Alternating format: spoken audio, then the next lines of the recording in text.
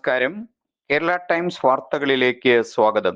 ഈ എളിയവരിൽ ഒരുവന് നിങ്ങൾ ചെയ്തു കൊടുത്തപ്പോഴെല്ലാം എനിക്ക് തന്നെയാണ് ചെയ്തത് എന്ന യേശുദേവന്റെ വചനം നെഞ്ചിലേറ്റിക്കൊണ്ട് ആഗോള കത്തോലിക്ക അൽമായ സംഘടനയായ Saint Vincent de Paul society Ernakulam central കൗൺസിലിലെ പറവൂർ ഏരിയ കൗൺസിലിന്റെ വാർഷിക സമ്മേളനവും കുടുംബ സംഗമവും കെടാമംഗലം ആരോഗ്യമാതാ പള്ളി ഹാളിൽ വെച്ച് പ്രൗഢഗംഭീരമായി നടന്നു.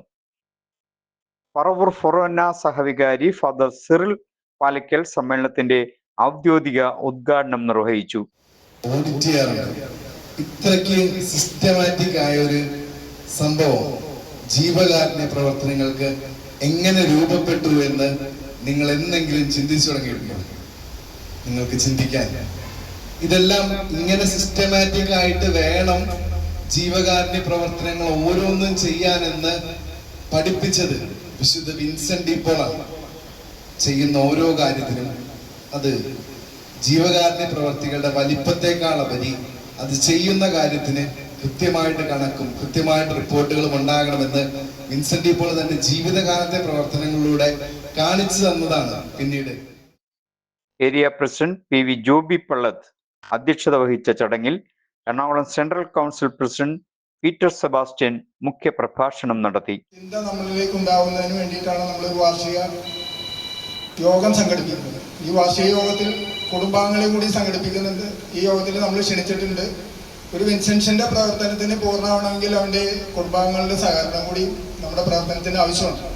അതാണ് ഇത്തവണ പ്രത്യേകം കുടുംബ വാർഷികം കൂടി കണക്കാക്കിയിട്ടാണ് നമ്മൾ ഈ യോഗം സംഘടിപ്പിച്ചിരിക്കുന്നത്.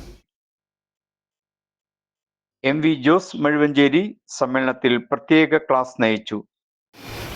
നമ്മുടെയൊക്കെ വീട്ടിൽ ഒരുപാട് വസ്ത്രങ്ങൾ ബാക്കിയിരിക്കുന്നുണ്ടാവും. നമ്മുടെയൊക്കെ വീട്ടിൽ നിങ്ങളൊക്കെ പലപ്പോഴും നിങ്ങളുടെ അലമാര തുറന്നിട്ട് ചിലപ്പോൾ സാരികളോ അല്ലെങ്കിൽ ഷർട്ടുകളോ ഒക്കെ ചിലപ്പോൾ അലമാരിൽ ചാടിയിട്ട് വീഴുന്നുണ്ടാവും. ഒരു കാലത്ത് ഉപയോഗിക്കാത്ത സാരികളും ചുരിദാറുകളൊക്കെ അലമാരിലിരിക്കുന്നുണ്ടാവും. കുറച്ച് അതങ്ങ് എടുത്ത് ആർക്കെങ്കിലും കൊടുക്കുക, ആർക്കെങ്കിലും ഉപകാരപ്പെടുത്തരുത്. വെറുതെ അവിടെ വെച്ചതുകൊണ്ട് എന്താണ് ഉപകാരം? Johnson Oorali, sister doctor Rose Jose, Vinu Kurisinkal, Rani James, Davis Mazhuvancheri, sister Alice, Shajan Vadakkumchery, CJ Joy